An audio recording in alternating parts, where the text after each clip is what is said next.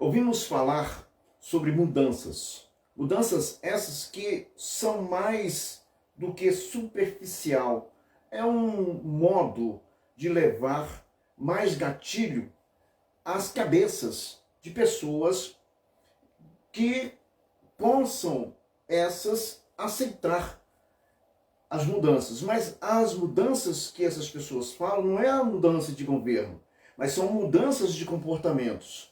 São mudanças que, sem que possam ser percebidas, as pessoas começam a falar coisas negativas. Vai passar, os 4 anos a gente vai mudar, não adianta lutar, eles estão com a força, estão com o poder. São essas formas de mudanças que nós ouvimos muitos falarem. Quanto muitos se vendem, estão ou passam a apoiar aquilo que eles não podem mudar. É como se fosse aplicada de forma prática aquela palavrinha: se você não pode com eles, então junte-se a eles. Mas as mudanças que nós precisamos fazer no Brasil, elas têm que ser completamente profundas e dolorosas. São incisões bem profundas que têm que ser feitos, e isso tem que ser feito nas famílias, na base. E como se faz essas incisão na família? Elas são feitas para destruir o que essas pessoas, esse governo, levou 40 anos para pôr em prática o que nós estamos vendo hoje. O Brasil está sendo arrastado para o caos, para a escuridão, para a profundidade. Quando chegarmos ao fundo do poço, nós vamos saber qual o impacto vai ter em relação aos ausentes, aos que foram contaminados, aos que disseram que isso é simplesmente democracia e que vão simplesmente sentir na pele a dificuldade de fazer uma reestruturação do país. O Brasil, ele foi modificado aos poucos. Ele foi modificado aos poucos, e esse pouco está levando agora ele nesse mergulho sem volta.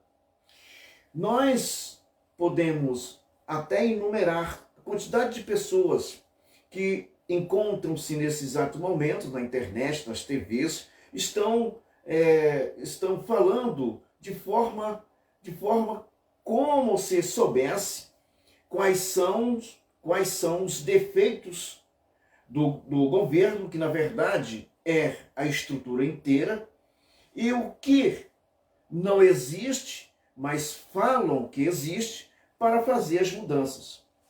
Nós temos uma fórmula muito superficial em relação às mudanças, que dizem que é simplesmente mudarmos a presidência da República, ou fazermos aí uma verticalização de governança, que os governos, a maioria, possa ser de direita, e que os prefeitos possam ser de direita, porque na realidade pouco importa quem vai ser de direita, quem vai ser de esquerda, ou quem possa alinhar-se ao comportamento de polaridade política. Nós estamos falando de sobrevivência e termos aí um cabo bastante forte para puxar esse Brasil que está a caminho do fosso, a caminho do fundo do poço. E nesse cair, ou nessa viagem sem volta, porque não tem quem possa, não tem direita, porque se observarmos bem, nós estamos vendo que algumas pessoas, algumas estrelas, alguns planetas de direita, cada um pensa de uma forma, cada um age de uma forma, e nós não estamos assistindo de fato o que é preciso ser feito para que se possa viver um Brasil, mas fora do poço, fora dessa escuridão em que essa estrutura governamental, que é uma cleptocrática ou cleptocracia, que se instalou no Brasil. Nenhum dos seus membros, eu acho, na história republicana, nunca se viu, nunca se ouviu ou se viu tanta ação de apoderar-se dos bens públicos, ou usar os meios para apoderar-se da riqueza que é adquirida através dos impostos. Nunca se ouviu tanta ação contra o erário como estamos vendo hoje. Mas